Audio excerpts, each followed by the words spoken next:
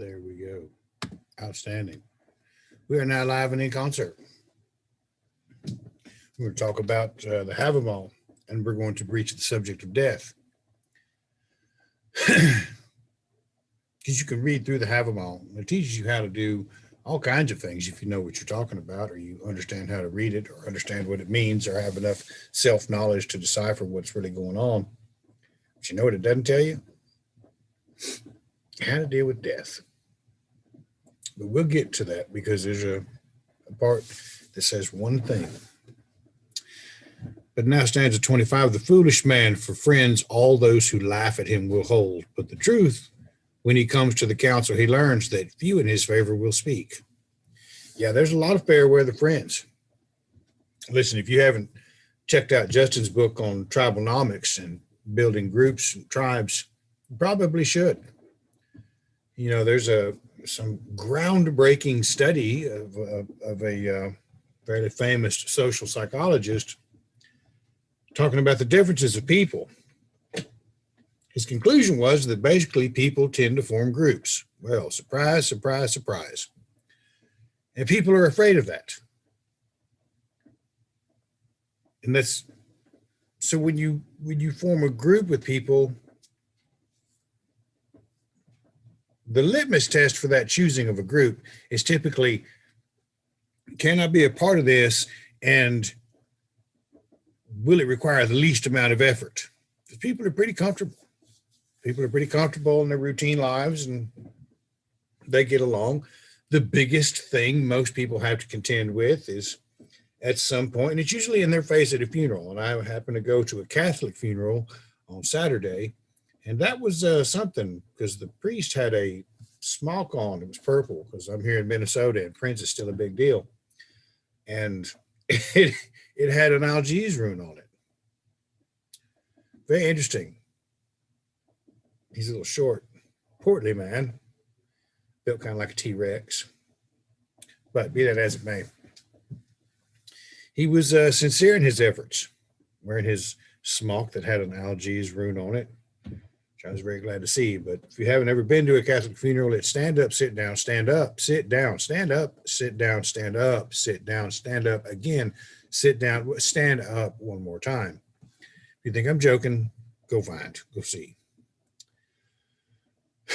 So when we try to pick the group to join that requires the least amount of effort to be a part of it, well, we're really setting ourselves up for failure, aren't we? Because that's kind of an egotistical position. I don't need to join that group because I'm a little bit better because I know this, or maybe some buffoon subscribes to the flat earth theory. And so, he doesn't have to join that group because he believes in flat earth and they don't.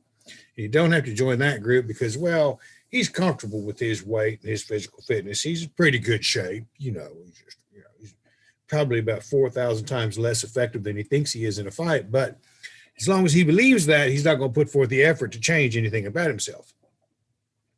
Train, work out, fuck anything, really. One problem with that is when it gets to a certain point, fat men have to sit to pee. And it's not very fun. Not that I would know, but.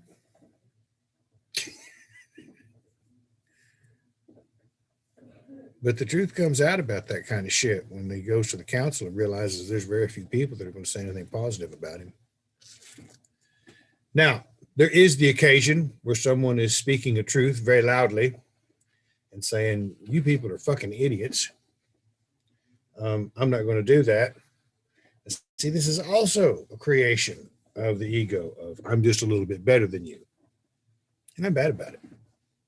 Fuck, let's be frank. But at this age, I'm beginning to take the route of, well, everybody has the right to be wrong. Just don't fuck with my shit. So we keep it simple. We keep it real. Now, if you find that you want to move forward in life, you're going to set that set of ego-driven rules to the side and begin to try harder at something. If you want people to speak well of you, sometimes it doesn't always behoove you to speak the truth. Sometimes it doesn't always behoove you to find arguments and archaeological horseshit to justify a belief that you hold, a presupposition. Much of the Aryan ideas is just exactly that, a presupposition, selective archaeology to, or pseudo archaeology to support a position. I'll tell you, watching those people mourn on Saturday, none of that would have done them any bit of good, which is why I really kind of poo-poo that entire effort, because people tend to use that as a litmus test for their ability to find a refuge from grief and their wisdom. People use that as a litmus test. Well, he really gets it. Gets what? What's he get? So when you decide that you want to go to the council and find someone to speak in your favor, sometimes it ain't always the best thing to have somebody like that speak in your favor. Do you want the latest flat earth theorist to come speak in your behavior when you're trying to teach your child geography or solar forcing or a plasma universe or any of the other things that operate this stuff, or to cast the shadow of a doubt on carbon tax and all the other bullshit that they're calling global warming, which is an absolute fraud? Or do you want the latest alien conspiracy theorists that tried to storm Area 51 to speak in your defense? I mean, is that who you want to speak well of you at the council? Do you want them to speak in favor of you? Or do you want someone that's gone out there and made a name for himself doing something, actually bettering himself, actually doing something, or herself, who actually is in charge of people in his work and is actually has a good paycheck every Friday, actually has accomplished some kind of great deed in the world? Maybe even written a book, maybe even written a really good book that's head and shoulders above what anybody else has written. Which do you want to speak with you? Or do you want to sit around and be friends? Well, I'll just be friends with everybody. And that's okay. You can be friends with everybody. You can know everybody. But when you want to start building that close circle of people, pick those people you got to measure up to. Pick those people you got to do something better to be a part of their crowd. You've got to be in shape. You've got to know how to fight. You've got to understand basic concepts. You have to understand leadership, management. You have to love your wife. You have to love your children. You have to be raising stable, successful, measure up. I mean, goddamn, if there's nothing else that the example of Loki shows through the lore, it's here's that one dickhead that won't measure up to the crowd he's a part of.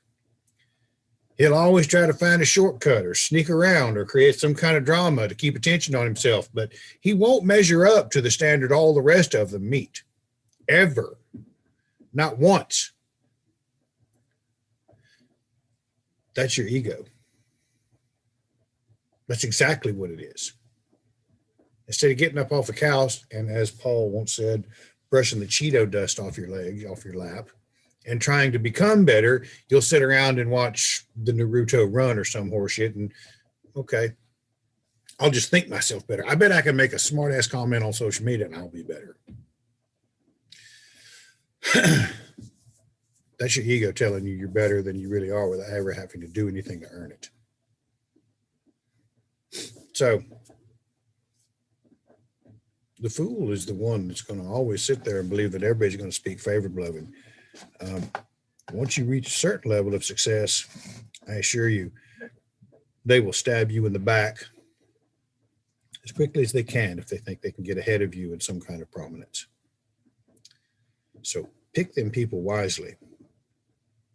And like I say, if you haven't read Justin's book, Travelnomics, you should. It's on audio. It's 3 hours long. It ain't bad. An ignorant man thinks that all he knows when he sits by himself in a corner, but never what answer to make he knows when others with questions come. And I addressed that once in a book. I think it was Understanding Asatru. I began to watch the various groups of individuals within our spirituality And I would watch in amazement as over time, the list of close associates would narrow down and narrow down. And pretty soon it was just a handful of guys sitting in the backyard or in a room blowing smoke up each other's ass about how right they were. But if you come to them with the question, hey, I lost my wife in a car accident and I'm hurting immensely. Where in the lore, how do I find some relief from this within my spirituality? Well, they got an academic idea. They have no real world application for it. Their societies and the Theodish. This was the failing of the Theodish community, and I see the failing of it pretty much within one of the other organizations now. All kinds of academic knowledge, no application knowledge. So the ignorant man thinks that all he knows when he sits by himself in a corner, but never what answer to make he knows when others with questions come.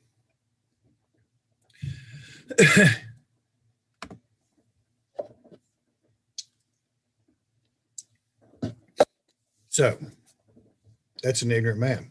And we have quite a few of them running around pretending like they know something based on some academic idea, at any rate. Stanza 27, a witless man, when he meets with men, had best in silence abide. For no one shall find that nothing he knows if his mouth is not open too much. But a man knows not if nothing he knows when his mouth has been open too much. That's kind of a tongue twister in and of itself, but Benjamin Franklin said it best, it's better to let people assume you're an idiot than to open your mouth and remove all doubt. And that tends to be the thing that people want to do when they come up to somebody to meet them. They want to give them the lowdown on their life story instead of letting the value of their being or finding individuals who understand that the presence of someone in your life, the very value of their being, is an important part of our own journey through this world. Not what they know, not what they've been through or the things they've done. A witless man doesn't understand that the presence of someone in your life, being present in that moment, is an important part of the journey. That's just the way it is. You don't need to say anything. You don't need to brag. You'll get to that part. As you guys sit around and get to know each other, you begin to talk, and that's how the relationship grows. You begin to find more common interests, more things to share, more things to appreciate together. That's how any kind of relationship begins to develop, whatever kind of dynamic you choose to pursue. But we have been so conditioned to portray everything in black and white that we fail to understand that just the presence of someone in front of you, there's a reason they're there. Who knows how long they'll be there, but there's a reason that they're there. Typically, I like to appreciate the idea that I'm supposed to learn something. Now, if I can maintain that without getting too carried away with myself, it usually turns out pretty good. I mean, it's just that simple. Learn to appreciate the people that are in your life. Don't be like the witless man talking about how great we are. I'm horrible about it. Let's just be, I'm Brian Wilton. I say that tongue in cheek and laugh about it, but it's really kind of fucked up. But you know, that's just the reality of it. So let's see what a wise man.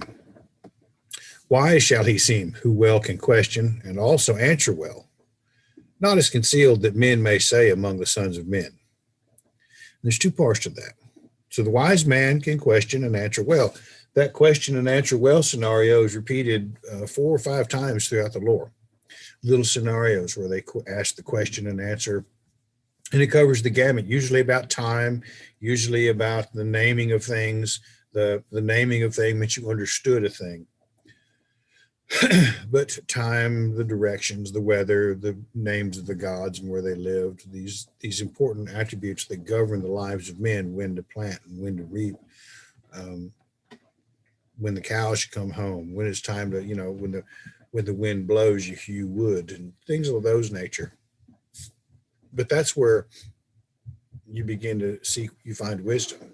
Why shall he seem who well can question and also answer well? Second one is not as concealed that men may say among the sons of men. It's not. The best person to keep a secret is yourself.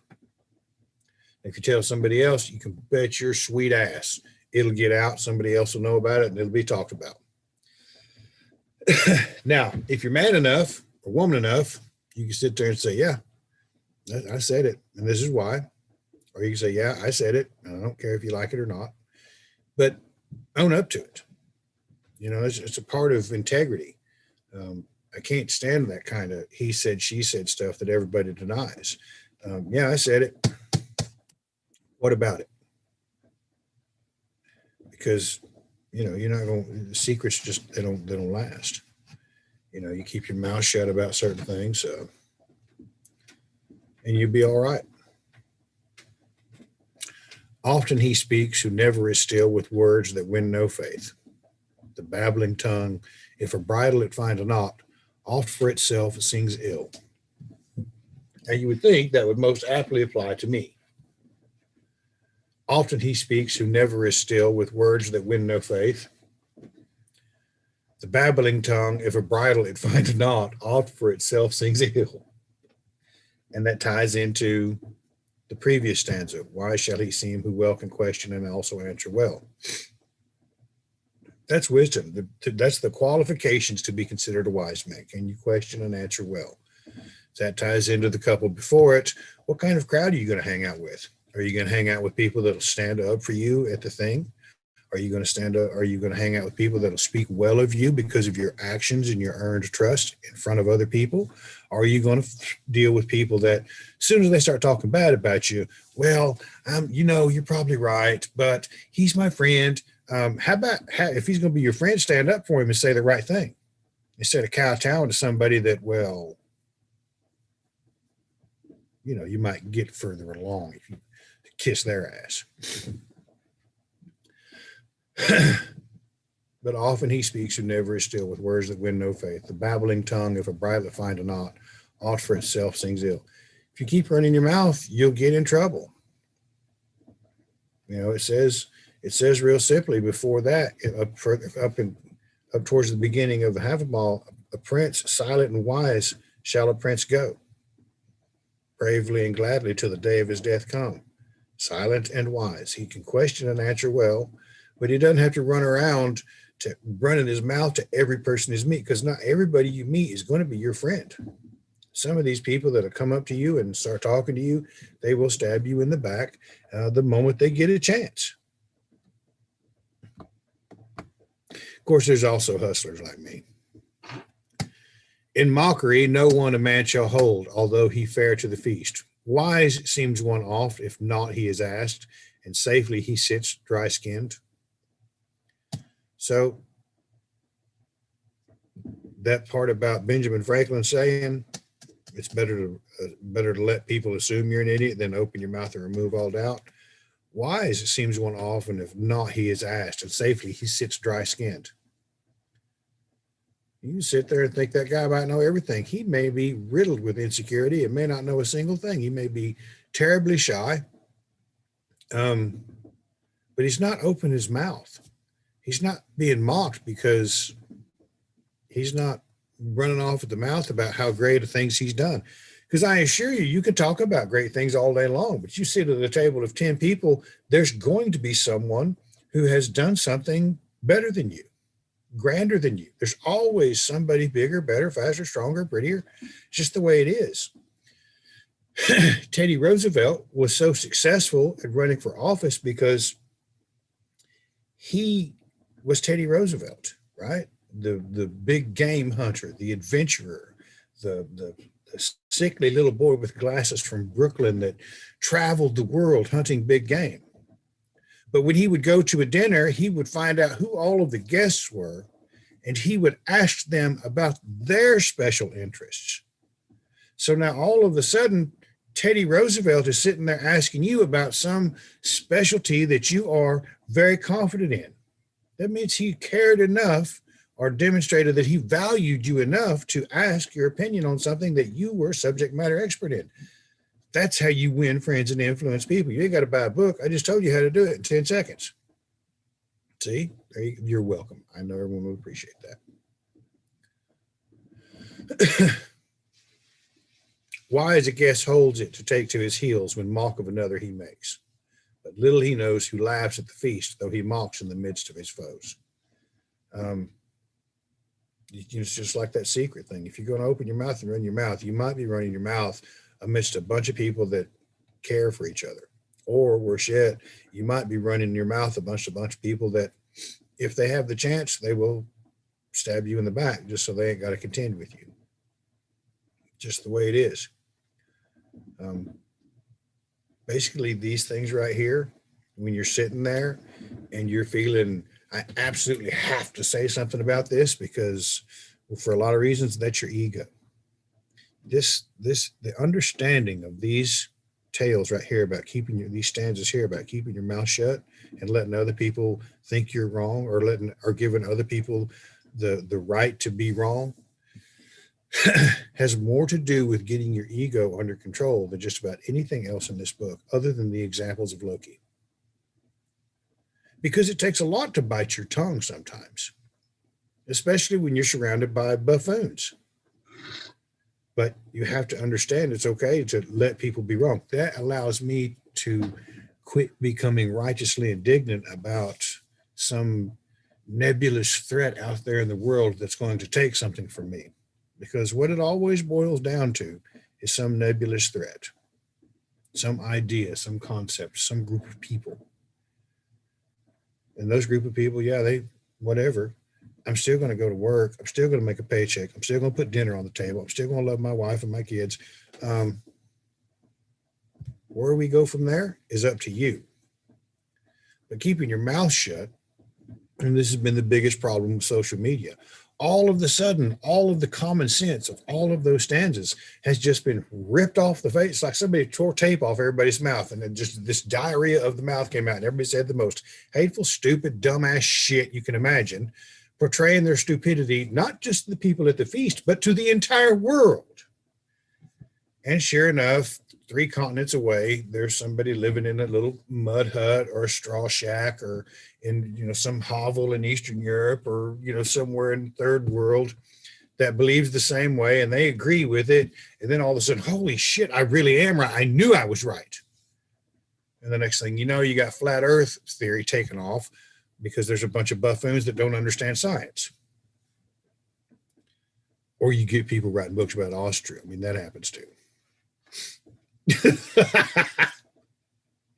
Friendly of mind are many men, till feasting they mock at their friends. To mankind a bane must it ever be when guests together strive. Friendly of mind are many men, till feasting they mock at their friends. We owe a great debt of gratitude to those people that when we get together, we sit around and bitch about. Because if they didn't exist, we probably wouldn't be hanging out. So literally, we owe them a huge debt of gratitude for existing so we can hate on their ass. That's just, let's be real about it. Let's break it down and just call it what it is. Because if they weren't there and I didn't have a group of people to hate on them people, I probably wouldn't be talking to that person because I probably think they're dumb. But that's, the one faucet character dynamic of forming these alliances with people that, well, when it's time to go to the thing, they may not speak well of you because, well, you don't truly grasp what we really hate them for, and you don't really get it. See the dynamics of all of that? It really should be an Olympic sport, the mental gymnastics involved in maintaining one's ego amongst the buffoons of social media. I mean, we really should begin to. I'm surely they have the litmus, the metrics for all of that shit. Let's measure it, see who wins. Maybe that fucker could be president. Be better than the bumbling idiot we got now. But to mankind a bane must it ever be when guests together strive. That is so important. And I've already said it twice, but I'm going to say it again. Justin's book on tribalnomics builds that right there. When guests together strive towards something, you can change the world. Steve McNally once told me that it could be boiled down to about 17 people who were mostly responsible for the Renaissance. Well, that's a hell of a thing to understand when you look at Europe and everything that was going on there. 17 people had these thoughts. It's kind of the same thing with the start of Asatru in the world in about 68 or 69. You had Elsa Christensen, you had a couple in Australia, you had the Odinic Wright, you had Bjorn, you had Steve McNallen. All of them in that year, thereabouts, began their foray into this thing called Asatru. They didn't have internet. There was no letter writing campaign to each other. They weren't making overseas long distance phone calls in 68. I know in 78, trying to make an overseas phone call was a bitch. You could barely hear the person. So perhaps we might be in the middle of the same kind of thing.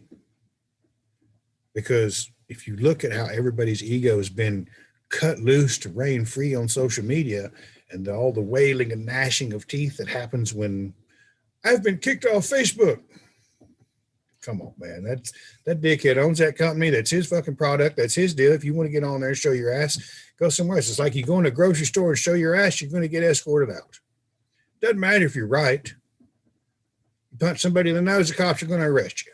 It's no fucking different. The only reason we're more incensed by it is because now our egos are in trouble. And how come nobody spoke up for me? And how come they said, well, less wisdom by far is found hidden in another's heart. We decided to ignore that. Fucking deal with it. I had to. Kick me off social media.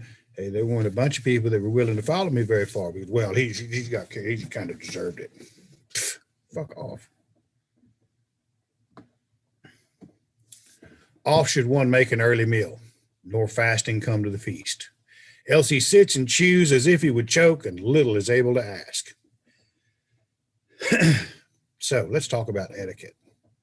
Not the mead swilling, horned, drinking out of horns, helmet wearing Viking, eating a turkey leg at the Renaissance fair. Let's talk about how one should behave. So it's just common sense.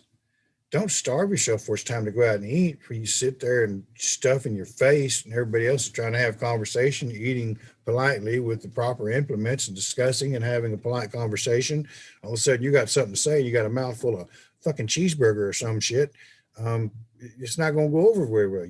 This is about making that impression. When we start building these alliances with individuals, when we begin to want to figure out who we want in the inner circle of our lives, do you want the glutton? Do you want to appear as the glutton? That is excess. Same thing for less good their lies than most mortal, less good their lies in ale than most mortal men believe. Don't get too drunk. Don't be stuffing your face. Act like a decent human being. Act like you know better. I know people in my generation would have been backhanded into a coma for blurting some shit out with our mouth full of food. Crooked and far is the road to a foe, though his house on the highway be. But wide and straight is the way to a friend, though far away he fare. And it really is feel that way. You know, when we find our friends, when we find those people that we're close to, and we do have the luxury of having these kind of communications with each other. Every once in a while, I'll get to talk to some friends that I'm immediately there. I'm immediately with them, and all of those things that we are rekindled. And it's an amazing experience. And death is kind of the same way. We begin to distance ourselves from what it felt like when that person was in our life. We begin to, it's like bugs on the windshield driving down the highway. It just kind of keeps getting covered up. It keeps getting covered up. And pretty soon we're not as familiar with that as we once were. And then you pick up the phone and you make a phone call and it's right back where it started from. Hey, this is awesome. I remember you now. You know, it's wide and straight to the way of a friend, though far away he fare. It's worth it to go interact with people. You know, quit settling for just the phone call or the message. Sometimes you have to put forth the effort to be a friend. And sometimes it simply means showing up or finding someone to love. You got to get in the car and you got to go. Got to go see, got to go find out. That is a life of adventure, going and seeing. Forth shall one go, nor stay as a guest in a single spot forever. Love becomes loathing if long one sits by the hearth of another's home. Yeah, you're too fucking lazy to get out. They're going to have to throw you out. And everybody has to get mad to do it. And there's have to be hurt feelings. Everybody's got to get butt hurt.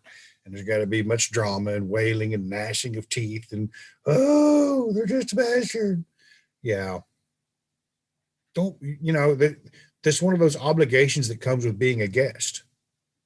You have to pull your own weight. If you're just laying around on somebody's couch, it's aggravating to have somebody in your home that, even though you care for them, it's quite obvious they're not going to do the things they need to do. And that sucks. And the longer you stay, the more it becomes apparent, and the more resentment begins to build, and the more resentment begins to fester. Then all of a sudden you're from being the ego of helping out your buddy, now you're a victim because he's abusing your hospitality. And that's a kind of a sick place to deal. And it's a weird dynamic, but it happens all the time, every day, all over the world. You've been here so long, or they'll start fucking your wife or your husband. I mean, that shit happens too. Let's just be real about it. And then it's an even bigger issue. Better a house, though a hut it be, a man is master at home. A pair of goats and a patched up roof are better far than begging. Plain and simple. Get you a place. Get you a place to stay. Take care of it. It's a hell of a lot better than standing on the corner and begging. Though I hear that those beggars on the corner, a lot of them drive Mercedes. I think they're doing pretty good. Better a house, though a hut it be, a man is master at home. His heart is bleeding, who needs must beg when food he fain would have. Now, that's hard to envision, but I do remember what that feels like. His heart is bleeding, who needs must beg when food he fain would have. Yeah. I spent the last little bit of my money on some cocaine or some dirty or some nasty shit I was going to put in my body. And then I didn't have any friends around because I was too paranoid to have anybody around when I was wanting to do it. And then as I'm coming down, I'm hungry and I realize I'm alone and I have nowhere to go. That's a sad place to be in life. But I assure you, it's a necessary place to be in life to properly cultivate an idea of gratitude. Away from his arms in the open field, a man should fare not a foot, for never he knows when the need for a spear shall arise on the distant road. Especially now today, we have no idea what's going to happen when we step out that front door. There could be some kind of weirdo out there that's got a semi-automatic weapon going to walk into a grocery store because God told him to do it and the infidel needs to die, or because, well, they're the wrong color, or these people over here. Most of them are on antipsychotic. Then that's the really weird thing about mass shootings. If you look at them, it's usually somebody that's taken an antipsychotic that's made them crazy, or it's religious fervor. And when you get a parallel between psychotic medications and the people that are psychotic and religious fervor, shouldn't we be taking note of that instead of whether or not they used a gun? In England, they'll use a machete, just walk down the street cutting people's heads off, or a knife. Guys, that's just the world we live in. If you don't know how to fight, if you're not physically capable of protecting yourself, remember, you're driving a 3,000-pound weapon. Step on the fucking gas. Learn to protect yourself. Figure out some way to protect yourself. There are loads of people out there that are teaching things that will help you. You can buy just anything you need to protect yourself anymore. And it's not going to be the police that do it for you. They're going to come there after the fact and measure out where your body's lying as your car's stolen, your kids are gone, your purse is gone. They're going to come measure out. Then they'll find the guy and put him on trial and he'll go to jail. I'd prefer to live. And we keep importing refugees from around the world that have no interest whatsoever in whether or not the certain demographic of America gets to exist anymore. learn to protect yourself or carry a weapon that'll let you do it. If wealth a man is won for himself, let him never suffer in need. Oft he saves for a foe what he plans for a friend, for much goes worse than we wish. If you're going to, I know this sounds funny, but I stumbled across a video of George Soros the other day talking about how to make money. And I thought, I'm going to listen to that. We'll see what he has to say. And he said something that was just really right on the money for most people if they'd fucking do it. He said, depending on where you're at in life, get yourself set up a little investment nest egg for a year, then close the envelope on it and don't look at it again until you retire. Just pretend it doesn't even exist. Don't be looking at it. Don't be counting it. Don't be checking everything every day. Just get your set up investment, an index fund, maybe a metal market fund, maybe a couple of, good stocks, close it up and leave it alone. But when you get ready to open it at your retirement, make sure you're sitting down. He's not wrong. The whole idea of buying and trading and selling stocks, at a certain point, it becomes just, gambling, the numbers and the earnings and all this stuff. Well, I'm going to minimize my risk in gambling this money. Buy it and hold it. Reinvest the dividend. Don't, if you want to add money to it every week or every month, like your 401k or something, do it. If you want to buy a silver dollar or a tenth of an ounce of gold or whatever you want to buy it. Always going to need it. And as we reach into space, we're going to need more and more of it. But then leave it alone. We have fooled around and created an economy where the value of who we are depends on how much debt we can accrue. We use debt as a currency. When our government is spending money the way it is, and the Federal Reserve is in the hole the way it is, that shit can't last, guys. That's all there is to it.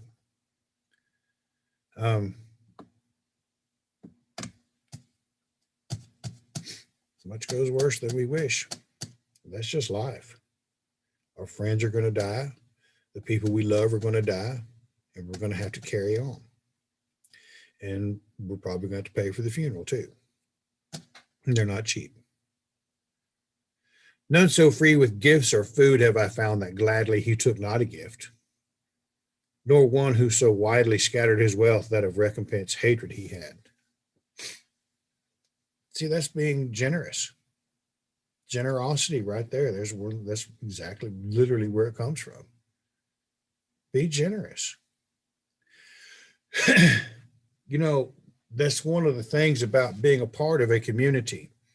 If you don't have an ability to take care of yourself or a skill or science that you can use to be a benefit to the community, you have to ask yourself, what am I doing here and how am I contributing to the wellness of this community? How am I helping others? The first person to benefit from a gift is always you. And it's always going to be you. Other people will appreciate it. And really and truly, if you ask any sociologist, there's about 10% of the bottom of every society of people who literally cannot take care of themselves for whatever reason, that need some kind of assistance or help from our government. That's what it's there for.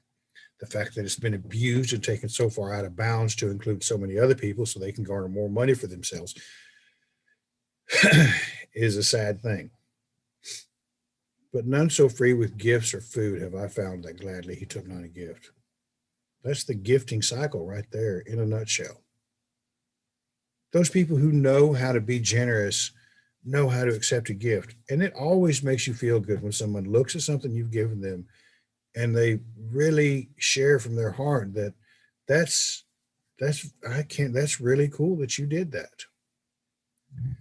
That means something. Friends shall gladden each other with arms and garments, as each for himself can see. Gift givers' friendships are longest found, if fair their fates may be. Ain't got to be something over the top. But it is good to have a friend that's generous. Now, don't go giving him, I don't know. There's just, once you have made a good friend, you understand how to share of yourself with that individual to build that friendship. And it's something we keep looking over, and sometimes, and it largely stems from adults buying the affection of their children by buying them this toy and buying them that toy. And I've been guilty of it too. And sometimes I had to make the hard decision. No, can't do that. But between friends, as you begin to know each other, share of yourself, those things that would help somebody else or make you feel special. That's the most wonderful part of having a good friend. I know Renee has been generous as you can't imagine the generosity and kindness from this woman. Shanae, I came home the other day. I had 4 bear skulls. I was shocked. Just a fine gift from someone that cares about you is an amazing thing. It makes you feel good. It allows you to share that. So there's something really special about all of that we need to take a good long look at. To his friend, a man, a friend shall prove, and gifts with gifts requite. But men shall mocking with mockery answer, and fraud with falsehood meet. Don't waste your time with fucking frauds. If they're a dickhead just in there panhandling, looking for a handout, let them to fuck off. Go earn your keep, grow up, maybe you can come back. Men shall mocking with mockery answer. So yeah, I mock some people because they've mocked me. So I got justification for it. I feel good about it. I'll probably sleep well tonight. This is the one that causes the most problem in Asatru. Well, a lot of problems. To his friend, a man, a friend shall prove to him and the friend of his friend. But never a man shall friendship make with one of his foeman's friends.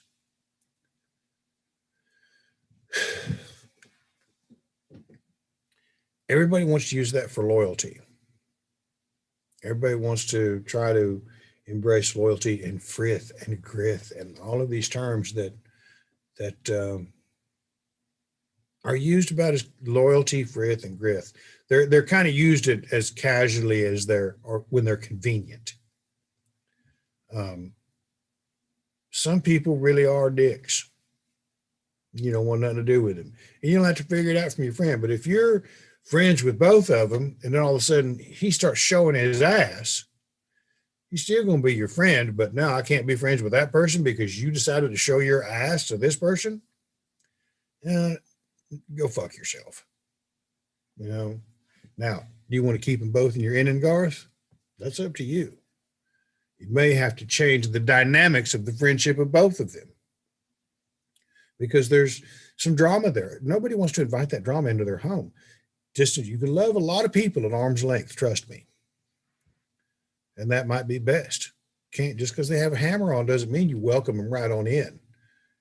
There's too many people that can go online, buy a hammer, sit down and read something on social media or check into some half-ass idiot on the YouTube. All of a sudden he thinks he knows about heathenry. He is uninspired and uninitiated, I can assure you that. But making friends with his foeman. Now, if he's killed your sister or killed your brother, fuck that dude.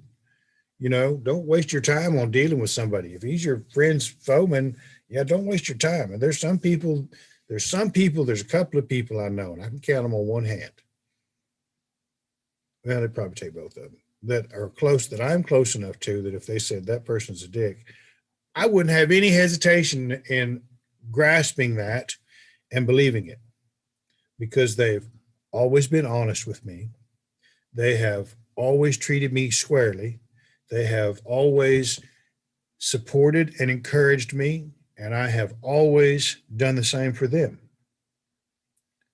So without question, those people right there, if they make that decision, that guy's a dick, Brian, okay, I won't have any question about it.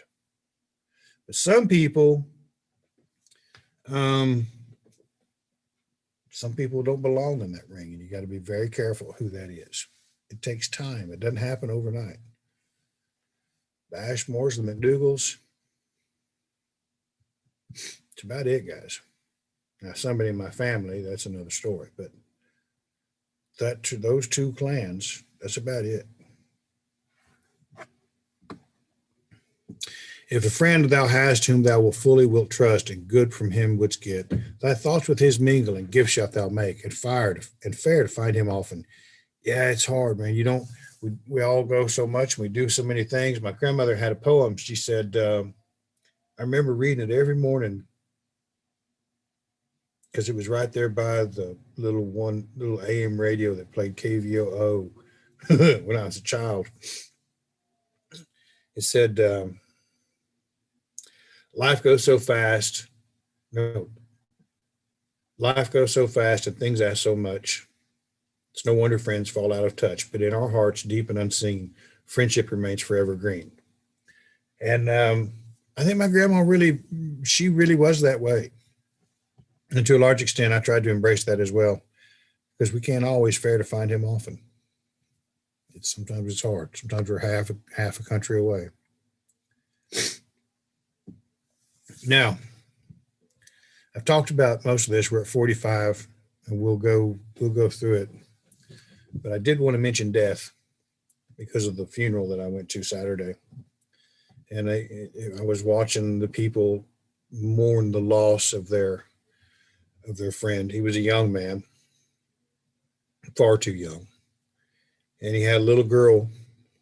I mean, he was a father and had his own little girl, and there was a picture of him and his little girl there, and it was really heartbreaking, to tell you the truth. And I noticed the finality of the concept of Christian death. They're gone forever. We have to trust that they're sitting at the side of their Heavenly Father and all that stuff. Whereas ours talks about we go to the halls of our ancestors, and all of those people that we've lost in our life are waiting there to hear the stories of what their descendants are doing and how they're succeeding and achieving and all the wonderful things. And did the lessons we've taught, were they of any benefit as you raised this child? You know, it's a real powerful thing.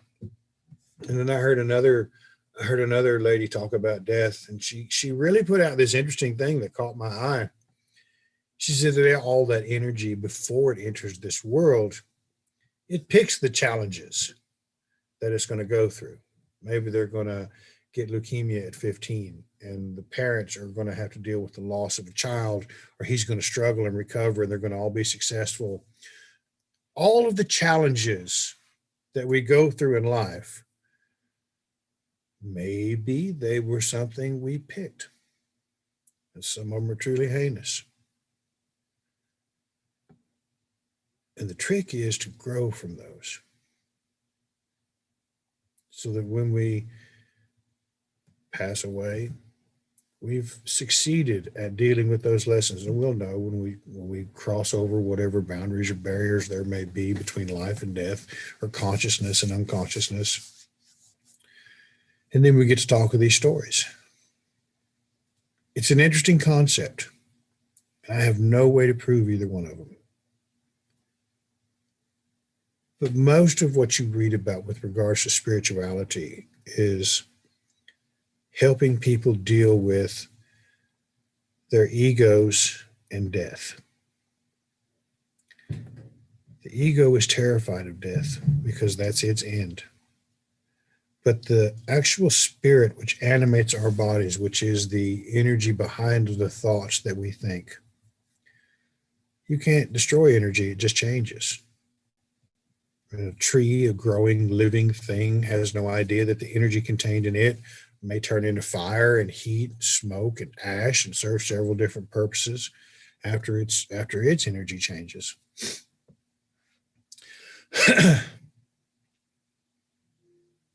And I saw a great deal of sadness for those people because it is so final for them. Whereas with us, hey, maybe we are going to be recycled. Maybe there are new challenges. Maybe the loss of that individual in my life at that time was something that I needed to learn to go through. And if you sit there and ponder it for a while, You sit there and begin to think along those lines. All of a sudden, it dawns on you that in our wisdom, we find a refuge from grief. And it's a powerful and liberating thing. And maybe it's just because I'm getting older.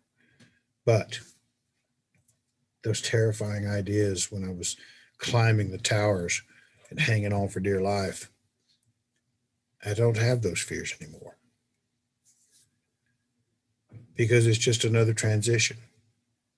And I think perhaps as we get older and feebler and cannot do the great things we once did, it is the slow, easy way to let go of an ego so that we might condition our minds to make the transition into the next world.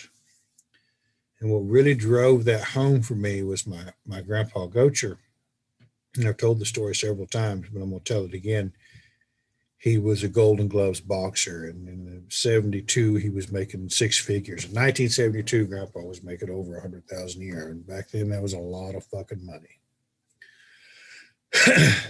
He was a wealthy man. He traveled the world working on compressor pump stations for natural gas for Bingham Pump, and he had a company. He was vice president of a company that had a contract with Bingham Pump, and he built that house on that pecan farm and raised the children. Now, when he was younger, he was mean, hot-headed, violent.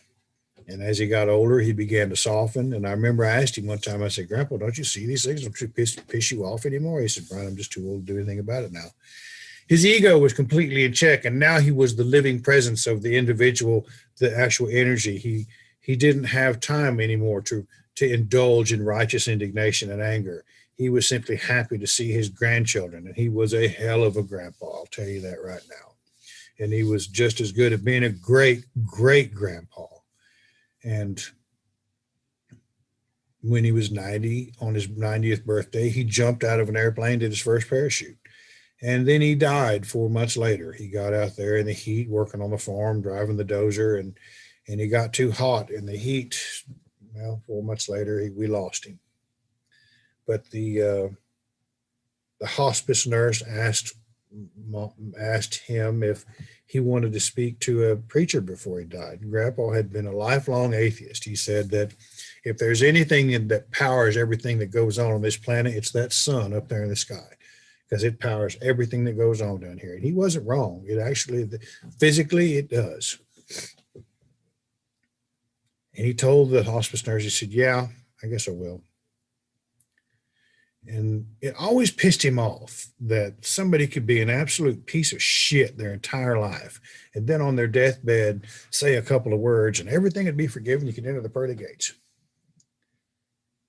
Now, the day came when the preacher was supposed to come to the house, and the preacher called the house, and the hospice nurse answered, and she looked at my grandpa and she said, Carl, do you still want him to come? My mom was sitting there. And he thought about it for a second. He said, no, I don't think I do. I'm not going to try to get into heaven on a lie. I'll just go with my deeds.